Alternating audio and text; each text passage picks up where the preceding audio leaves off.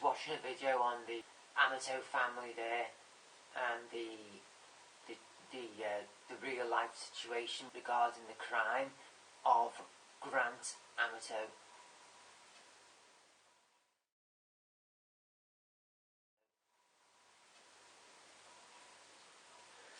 Absolutely horrendous situation, but which is the reason why I'm doing this video, response, if you like. How comparable the situation, the affecting situation, could be compared to the effects of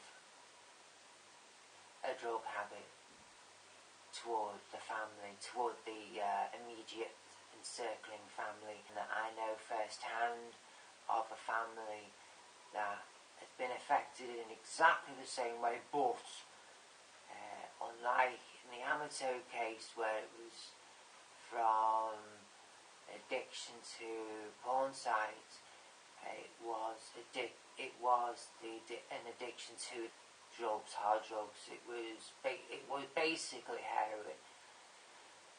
Affected in exactly the same way. Ironically, so similarly, the parents of the children had began a family business when they were young in construction, building and construction. When they were young, when they started self-taught, and they were then self-employed all their lives on the one business, that one family business. They earned and put all their money into that one business. They built their lives around the money earned from that business.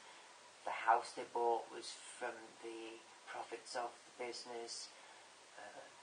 All the money they would have to spend on family holidays through to groceries was all from monies earned from this business, the family business. Everything they were able to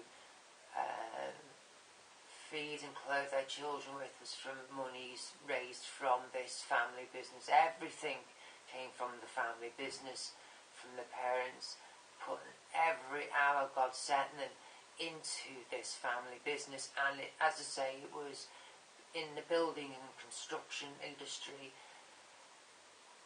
They were one of the main players in the area where I live. They were one of the main players. Their family was renowned for the reputation they had built around themselves, for themselves. And it must have been for 30 years they built up an A1 reputation for themselves. As I say, they were well known throughout the whole area where we live here.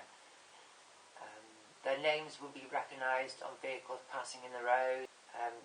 They couldn't have done any better. They couldn't have built a more successful family business, basically. You would sit in their garden and you would admire their rockery. It was only a tiny little yard they had, but it was nice. And as I say, you would know them. They still lived modest lives, but you could tell that they were happy. Yeah, really happy. They lived modest lives. They knew their place. They lived accordingly. Modestly. Now, as in with the Amato case, along comes the children doing it. Along come the children doing it. Right?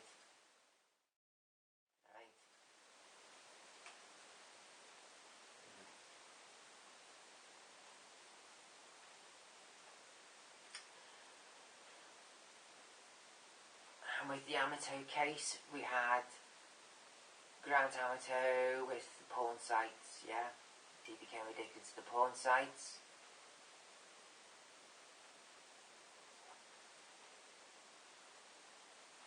And I've only known about this story, the Amato story, the Amato case, if you will, the last 2 hours. I've only known about it for the last 2 hours, and I've non-stop thought about this family who I know. I've been unable to stop thinking about it, so I thought I would do this video in response basically to what I have learned from the Amato case over the past few hours.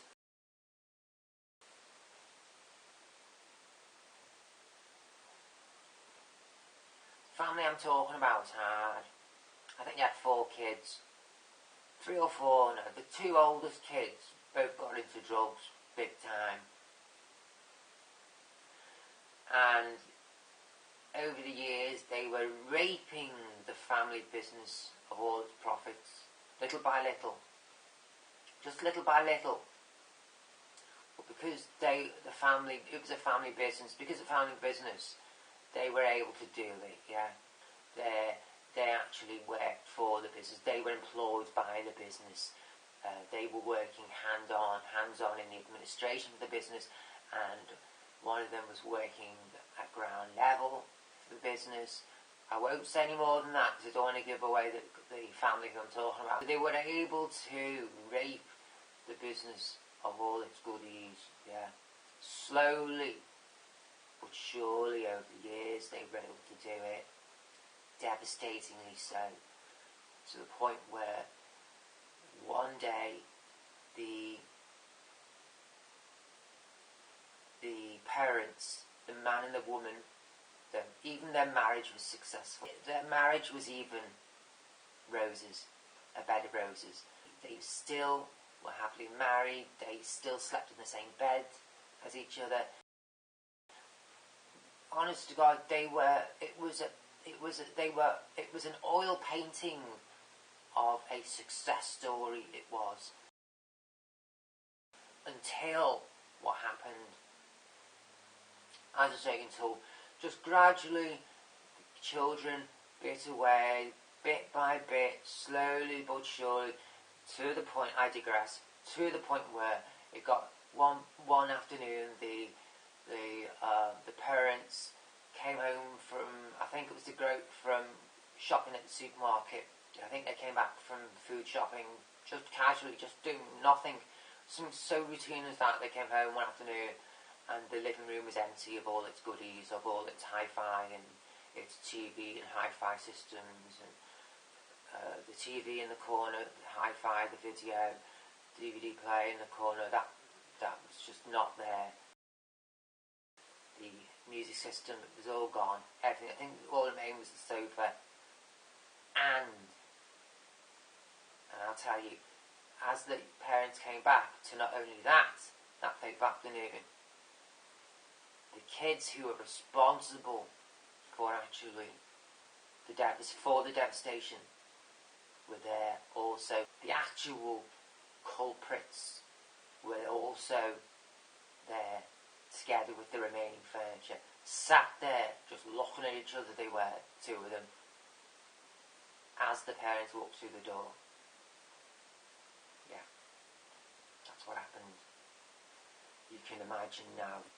What I will say, the cherry on the cake in this story is true testament to the love in the marriage between the 2 parents. It's testament to that, the true testament to the story. The silver lining, whether you can take from it or not, I don't know, but all what happened was the man of the house, the father, he grabbed, I think it was one of them, or could have been both of them. They only lived round the corner from a police station.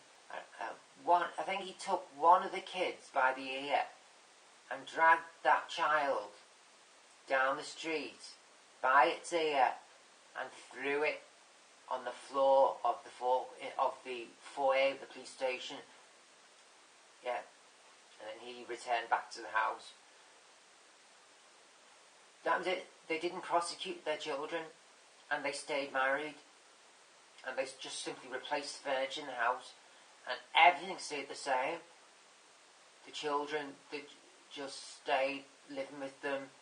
I don't think, they may have even been sorry, but as you know, with drugs and the effects of drugs, there's no point in sorry unless you get clean, and parents are either one for either dumping the kids out in the streets, or they continue to love them and cope with what they have in front of them. Like with the Amato family, they just carried on loving the Grants.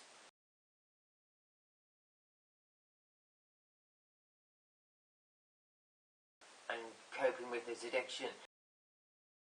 This family did the same, and which is why I embraced the Amato story, and why it conjured up my memories, because the family in question of my story, they behave in exactly the same manner as the Amato family. They continue to love their children and love each other with forgiveness. They remain together in the family unit and try to and cope with the situation that way, in the same sort of like family unit framework. Exactly with the Amato case, exactly the same way. They just changed the name of the family business. They dissolved the family business. The business went bankrupt. The lifelong business, all those years. I mean, their parents must have been in their 60s, late 60s, when ultimately the family business collapsed. It was over. They had to start all again. All their plans for retirement, everything, out the window, down the swan. They had to downsize in house. They had to move house to a smaller property so they could continue living as a family together. They stayed in the same industry. They just changed the name of the business. And I think to this day the children are still using drugs, hard drugs, I think. Yeah. And they're still living as a family, rather than the family dissolving and kicking the children out, disowning the children. They're still living on that side of the coin, and as a wholesome unit, family unit, they're still living that way. Yeah.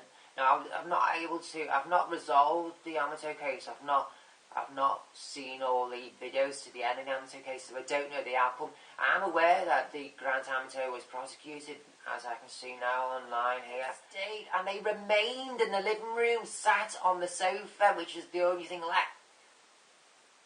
When their parents came back to the door, bags of groceries, bags of shopping, they even remained in the living room.